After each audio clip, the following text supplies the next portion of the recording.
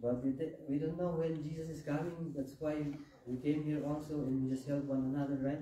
To expand the gospel. Or ako mag-prayer meeting there, di ba? I will not come on prayer meeting. Bible study ko ba? Apanak lang I will just come on Sunday. Apanak lang mas nagisimba. Di ba? Matagal pa darating ang Panginoon. But the Bible is saying very clear that no one knows when will Jesus return. Alright, kumantukon ang pera mo. Right?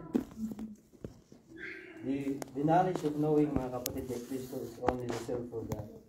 God has His own timetable. At that is sarili niya nga timetable. And of course, may pinaka-worst pa yung aramidan tayo. If we knew the exact day of Jesus coming, we might plan to keep sinning. Matagal, nagbayad na kamay na pulis. Si Dibali, aramidan pa lang na ito. I will just continue doing what I'm doing. Di ba? Matagal pa darating ang Panginoon. Yun ang pala yung sinasabi ng Bible. Pero sabi ng Panginoon, no one knows when will Jesus return. We don't know. That's why, ibabaya niya ako just, we must always be prepared in our life. Amen? Hallelujah. We must keep doing what we are doing here on earth until dead man or until we see the return of our Savior Jesus Christ. Hallelujah. Nabasbasaan niyo yung Bible from Revelation to Genesis to Revelation. You cannot see really the exact day of Jesus' return. What Jesus is teaching, mga kapatid, preparation is very important in our life. The spiritual preparation. Alam natin, maraming mga prediction kung kailan darating si Kristo, di ba? Maraming nag-predict. But what happened? They all failed. They all failed. Why? No one knows when will Jesus return. Amen? Number 2, bakit ba kailangan nating maging ready? Why do we need to be ready? It's like the days of Noah when Jesus returned. Verse 37 to 39 says here, as it was in the days of Noah, so it will be at the coming of the Son of Man. For in the days before the flood, people were just eating and drinking, marrying and giving in marriage, up to the day Noah entered the ark. And they knew nothing about what would happen until the flood came and took them all away. That is how, mga kapatid, it will be at the coming of the Son of Man. It's like the days of Noah when Jesus returned. So, makikita natin dito, mga kapatid, Jesus compares His day of coming to the days of Noah. Ano ba yun? Days of Noah, people were busy there. They were eating, they were drinking, marrying and giving marriage. Up to the day Noah entered the ark. So, hindi nila namalayan yun. And then, just as the day, the people in Noah's time, they were wicked. They were busy. You know, the rest of mankind in Noah's time, they were lost, they were busy. Yung mga ginagawa nila sa buhay nila. They were completely unaware. Hindi nila alam. And then, yun na, dumating na yung flood. And then, they took them all away. Yung flood, nakuha na sila. So, that will be the coming of the Lord. It's like the days of Noah when Jesus returned. So, itong mga verses 37-39, mga kapatid kay Kristo, this should serve as a warning, mga kapatid. Never to be busy in life that we forgot about life. I know, marami tayong ginagawa dito, lalo na dito sa ating pangalawang bansa, di ba? Pangalawang tahanan. Canada. Marami tayong ginagawa dito. We're all busy here. Pag tinitingnan mo, palaging, hindi ko alam kung tinitingnan nyo, palaging busy yung mga tao. Walang ang oras. Walang oras. Ano pa? Walang time. But within God, we have time to have fellowship this afternoon. Amen? Amen. That's why, sabi nga nila, kung gusto kayo paraan, kung ayaw talaga walang time. Wala talaga. But we thank God because we want to serve the Lord, we want to worship Him, may paraan. At least, andito tayo ngayon, di ba? Alam nyo, may naglagay ng ibig sabihin ng busy. Merong istorya, busy. Sinabi doon, being under Satan's yoke. Being under Satan's yoke. Meron yung kwento, alam ko na pakinggan niyo natin. Meron daw kwento, si Satan nagtawag ng Worldwide Convention of Demons. Tinawag niya yung mga alagad niya. And then, in his opening address, sinabi niya, alam ko, we can keep Christians from turning against God. But we can distract them from God. Let them go to church. Sige lang. But let us steal their time. So they don't have to develop a relationship in Jesus. This is what I want you to do, say the devil. Distract them from maintaining the vital connection of Jesus through their day.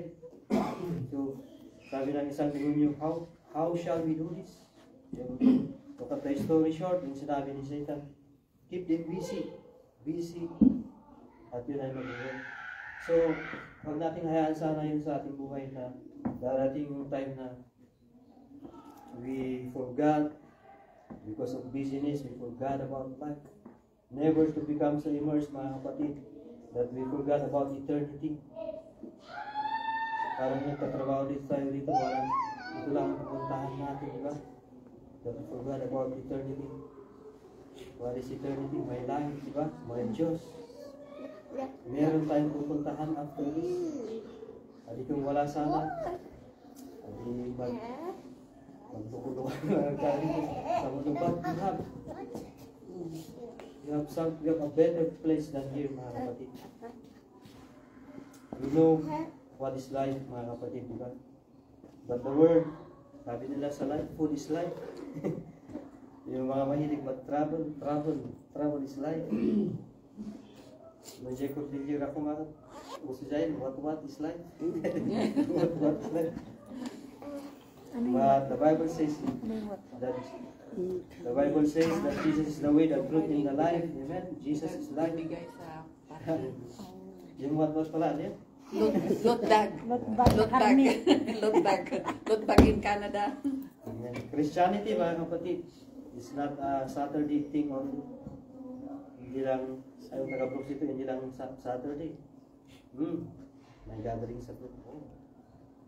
Hindi lang Saturday only. It's not a Wednesday thing, yung Christianity. But it's an everyday thing, mga kapatid. It's an everyday. Subukan natin alisin. We try to remove Christ and Christian. Anong natira ngayon na litra? Ilang litra? We have, if you remove Christian, if you remove Christ, I-E-N, diba? Meaning to say, I am nothing. Without Christ, I am nothing. Without Christ, mga kapatid, we are nothing. If you look around, mga kapatid, many people are unaware of the coming of the Lord. Yung mga iba, they continue to live in their sins. They are unaware of the consequences of what they are doing. Doon sa Calgary Saddle Dome, I think last year we went to my kid. We watch hockey. It's good. We watch hockey inside the Saddle Dome. Maraming mga pakulo doon. Maraming fun. Yung pinagawa sa mga tao. Hindi na observe rin doon. Pag sports games na ganun, meron din mga fun. May drinking sa doon. Kaya yung mga iba, hindi na lang nag-drive papunta doon, nag-train sila para pag-uwi. Hindi mahuli ng pulis.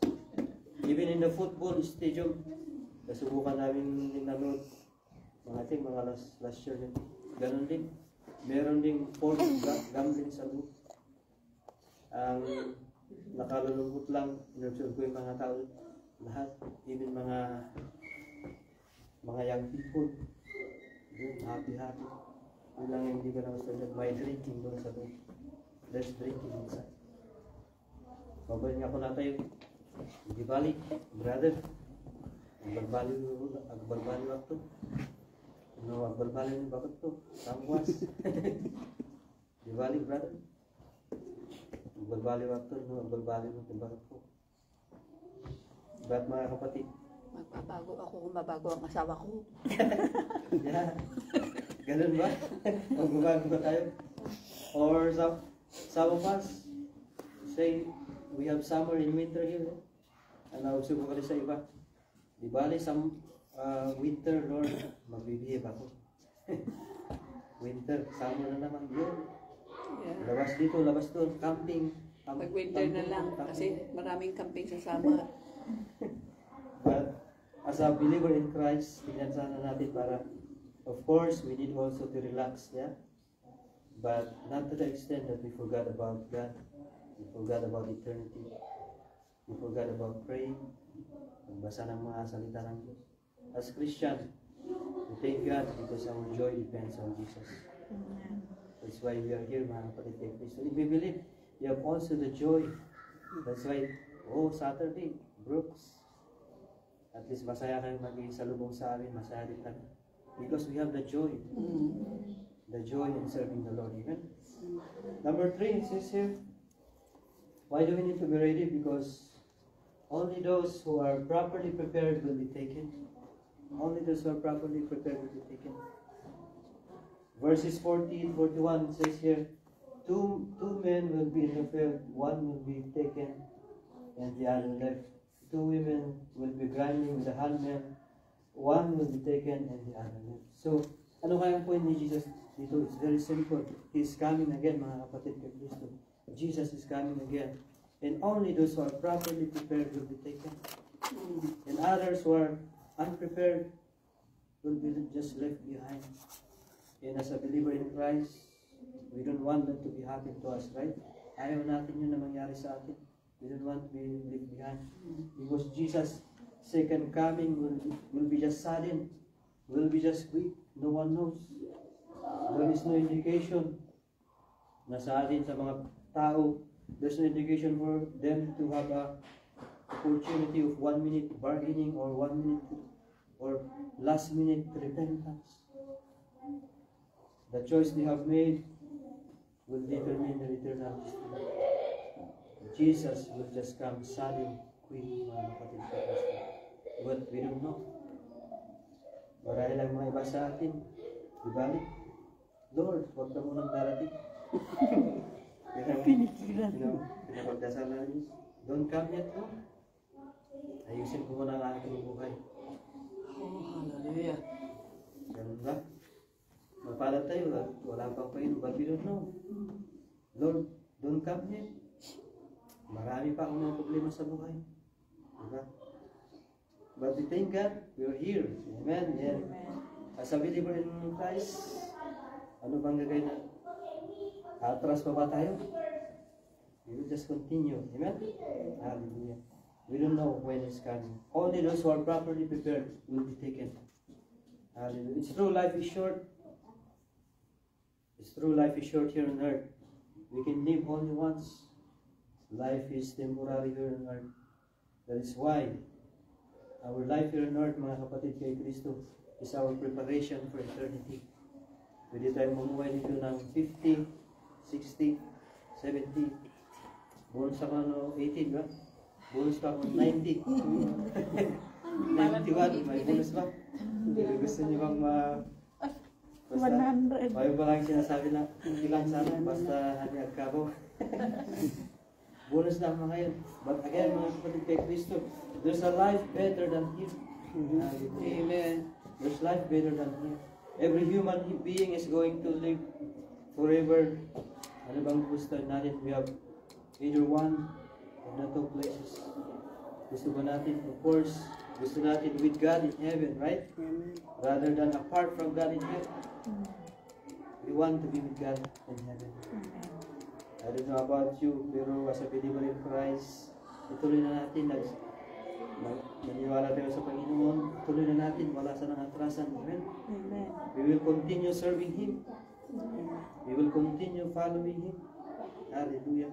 We'd rather continue living a holy life, godly life. Amen? Because tomorrow, mga kapatid kay Kristo, tomorrow, we don't know what will happen. Tomorrow might be too late for us.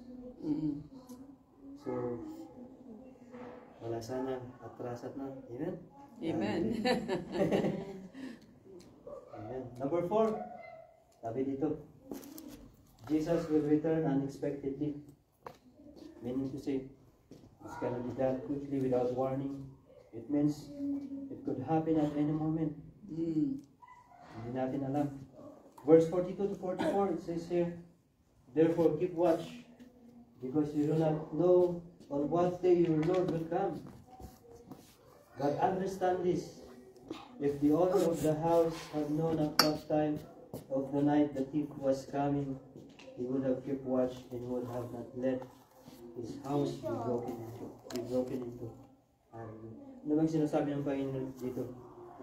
We have to really keep watch, mga kapatid. We need to be ready because we do not know when he is coming. He will just return unexpectedly. And yung sinasabi din ni Lord dito, as we are preparing, we are being ready, we need also be ready to any attack of the enemy meet to us. Alam yung kalaban natin, palagi nandyan, trying to destroy us, trying to confuse us, trying to destroy us. You know, sabi sa 1 Peter, 1 Peter chapter, Mark, wala pa rin. 1 Peter chapter 5 verse 8, it says here, be alert and of sober mind, your enemy, the devil prowls around like a roaring lion looking for someone to devour. Palagi niya andyan ang kaaway, looking for someone to devour. But if you are always with God also, hindi niya tayo makagat. Pwedeng, narinig ko ito sa iba, pwede na tayo makagat, pero ano mangyayari, hindi tayo makagat, parang walang ngipin. We are always with God. James 4 verse 7, it says here, submit yourself then to God, resist the devil and he will flee from you. So palagi, sana yun, we always submit ourselves to the Lord. We have to resist any temptation that's coming to our life. At yun ay lalayo sa atin. Jesus is telling us, mga kapatid, as a believer in Christ, you must be spiritually awake and ready. We have to stay connected to our Lord. Amen. You have to remember na talo na yung ating kalaban sa cross. Amen. Hallelujah. That's why palagi lang natin gagawin. You have to be connected to our Lord and Savior. Marahil lang sa atin nag-isip. Bakit kaya ang tagal naman? Tagal naman darating si Jesus. Narinig ko na yan noon, di ba? Perhaps, nalimutan na ba tayo niyong Panginoon? Hindi. Perhaps, meron kaya siyang ginawang ibang plano? Wala pa naman ano? Wala pa naman nakalagay sa Biblia. But we thank God. His word is true, mga kapatid. His word is true. We have a blessed hope. Jesus is coming back again. Hallelujah. And we must expect, mga kapatid, at any moment, Jesus will soon return to earth. Hallelujah. Mark 13 verse 33 says here, be on guard, be alert, because you do not know when that time will come. Amen. Amen. 1 Thessalonians 5 verse 2, for you know very well that the day of the Lord will come like a thief in the night. Hallelujah. Alam ba natin kung kailan mag-steal ang thief? We don't know, eh? Alam ba natin kung kailan siya darating? We don't know. So it will be at the coming of the Lord Jesus Christ. Just like a thief in the night, mga kapatid. We don't know, mga kapatid. Jesus could come back maybe after the service, tomorrow, maybe 10 years pa. Yeah. 1,000 more years. But the Lord is calling us, the believer in Christ. He's calling us to be always be prepared, to be always ready in our life. Amen? So again, why do we need to be ready? Number one, because no one knows when will Jesus return. Number two, it's like the days of Noah when Jesus returned. Number three, only those who are properly prepared will be taken. Number four, Jesus will return unexpectedly. Amen. Gusto ko lang mag-end dito sa verse in the book of John 14, John chapter 14. Oh, lagyan natin ito ba?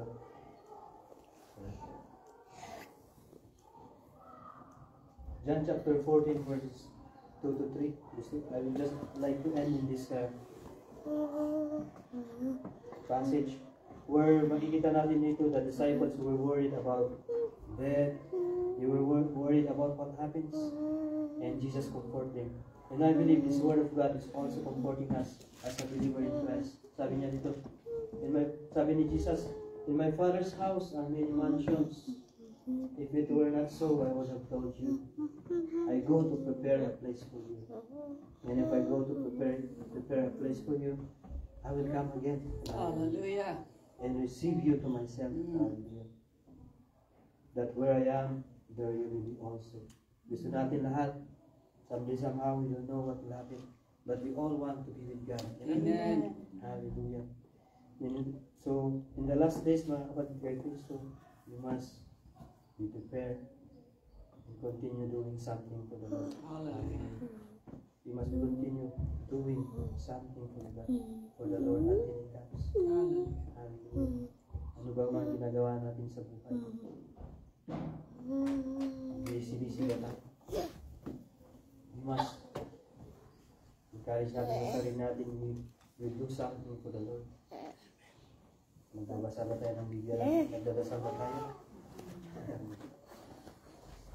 Are we encouraging one another? Sana. So, I'll ask you again mga kapatid kay Kristo. Handa ba tayo? When Jesus returns, please return. Hallelujah. If not, of course, meron namang parang we try, we repent, we get ready. Magbagong buhay tayo. Of course, if we are ready, we need to stay ready. We need to stay in the Word of God. We need to stay serving the Lord. Amen. We need to stay living for God. Amen. Until He comes. Hallelujah. So that no may manisuna, we will always be found ready. Amen. Amen. Hallelujah. Can I just ask everybody, just tumayo na tayo ng lahat. As we just sing this song. Brother Abel, can you just sing?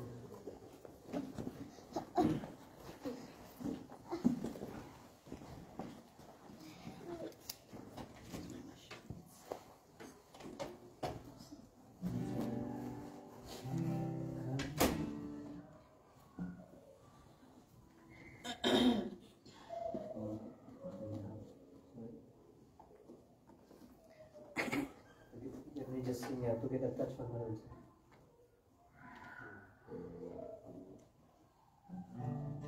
Get a touch from the Lord is real.